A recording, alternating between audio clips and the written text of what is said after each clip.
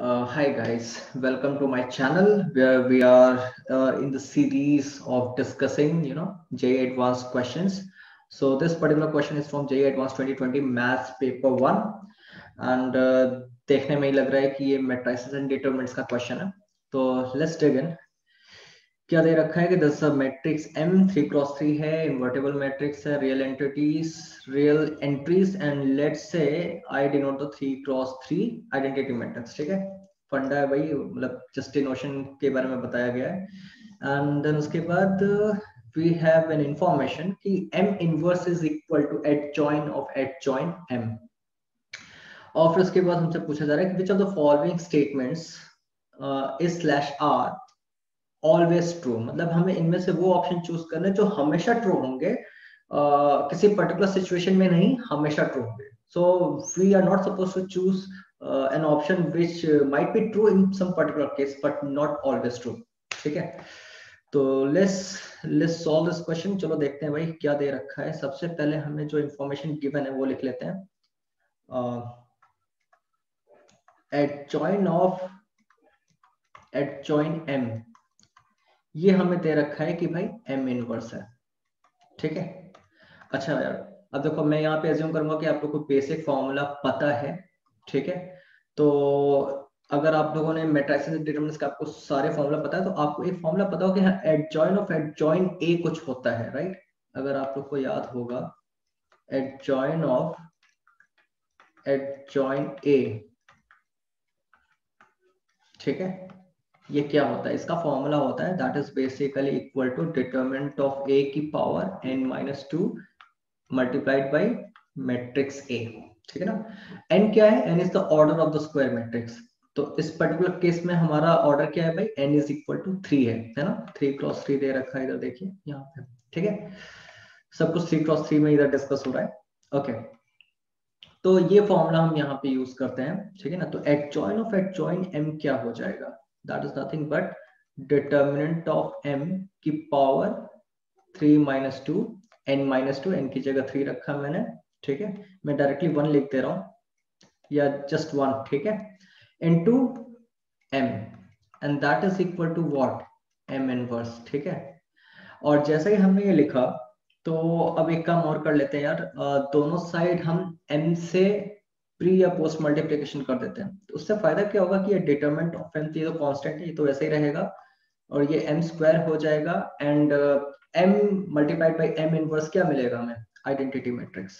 ठीक है, सो फार so good. अच्छा, अब जो नेक्स्ट स्टेप है यार, यहाँ से हमें समझ में आ रहा है कि अगर हम दोनों साइड डिटरमिनेंट ले ले तो हमें डिटरमिनेंट ऑफ M मिल सकता है. ठीक है ना, विच माइट बी हेल्पफुल इन क्योंकि एक ऑप्शन हमें दे भी रखा है, हमें determinant of M find out करना है. ठीक है ना, तो लेट्स डू दैट. अगर मैं दोनों साइड डिटरमिनेंट लूंगा तो यार देखो ये कांस्टेंट है, ये किसी मैट्रिक्स में 3x3 मैट्रिक्स से मल्टीप्लाई हो रहा है तो वो सारे एलिमेंट से मल्टीप्लाई होगा. और हमें पता है कि after taking determinant of that matrix वो कांस्टेंट जो है हर रो या हर कॉलम से हम कॉमन ले सकते हैं. तो बेसिकली हमें नेट रिजल्ट क्या मिलेगा आफ्टर टेकिंग डिटरमिनेंट, है ना. ये स्टेप हम क्या ले रहे हैं, टेकिंग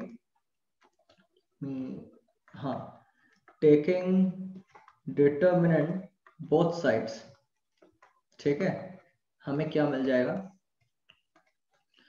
हाँ भाई लेफ्ट साइड में क्या ये जो कांस्टेंट है लेफ्ट साइड में हमें क्या मिलेगा, जो कांस्टेंट है वो उसकी पावर में ऑर्डर आ जाएगा मैट्रिक्स का which is basically 3 and then determinant of the matrix M square का डिटरमिनेंट, तो that is basically same as determinant of M का square and that is equal to 1 क्योंकि आइडेंटिटी मैट्रिक्स का determinant 1 होता है. ठीक है ना, तो यहां से हमें क्या मिला भाई, डिटरमिनेंट ऑफ M की पावर 5 इज 1. ठीक है, ठीक है, this implies that determinant of M is 1.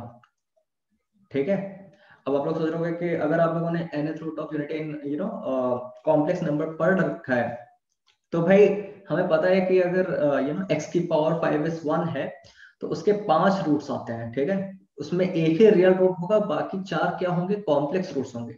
तो डिटरमिनेंट ऑफ सम मैट्रिक्स यहाँ पे हम लोग सब कुछ रियल है तो भाई हम लोग सिर्फ रियल वाले एंटिटीज की बात करेंगे. ठीक है ना, तो we are going to neglect those complex values of determinant of M. ठीक है, तो determinant of M is equal to 1 आ गया. अब सॉरी, तो एक ऑप्शन तो हमें दिख गया भाई, ठीक है, दिस ऑप्शन इज करेक्ट। अच्छा, नेक्स्ट देखते हैं कि और हमें क्या यहाँ से इंफॉर्मेशन मिल सकती है। तो भाई देखो जरा ध्यान से, अगर ओके एम के बारे में और एम स्क्वायर के बारे में देखा है, एम तो नहीं बता सकते।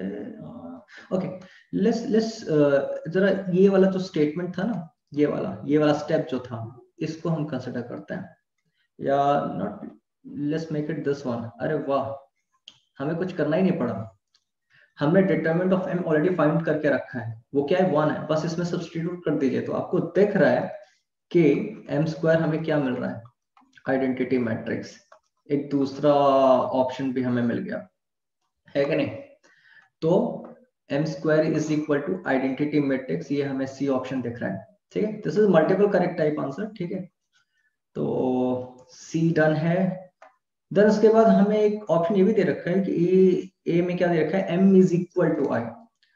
Now if m is i, m square will also be i, right, but ये कंडीशन है, मतलब कि ये हमेशा ट्रू नहीं होगा, मतलब m कुड बी i, ऐसा जरूरी नहीं है कि कोई मैट्रिक्स है अगर उसका स्क्वायर करने पे आइडेंटिटी मैट्रिक्स आ रहा है तो दैट मींस वो मैट्रिक्स क्या है, identity matrix. No, not always true, it could be but not always, ठीक है ना, इसका मतलब कि ये हमेशा ट्रू नहीं होगा।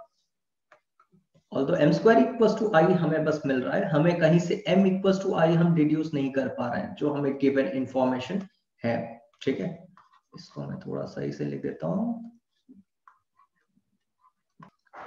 ओके सो हमें बस फोर्थ ऑप्शन चेक करना है, एडजॉइन ऑफ m का whole square equals to i, ठीक है, तो उसके लिए वी हैव अ फॉर्मूला, चलो देखते हैं ये काम करता है कि नहीं। आप सबको ये फॉर्मूला तो पता ही होगा भाई, m into adjoint of m is equal to determinant of m multiplied by identity matrix, ठीक है।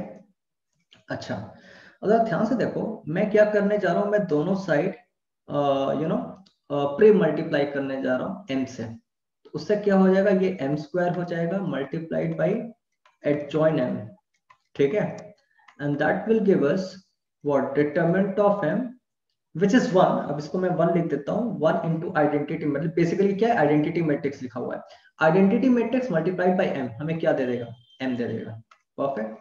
और हमें पता है कि m स्क्वायर क्या अभी हमने ऊपर फाइंड आउट कर रखा है, basically identity matrix multiplied by adjoint m is basically adjoint of m, तो हमें क्या मिला, adjoint of m is equal to m। Oh perfect, that option was correct actually.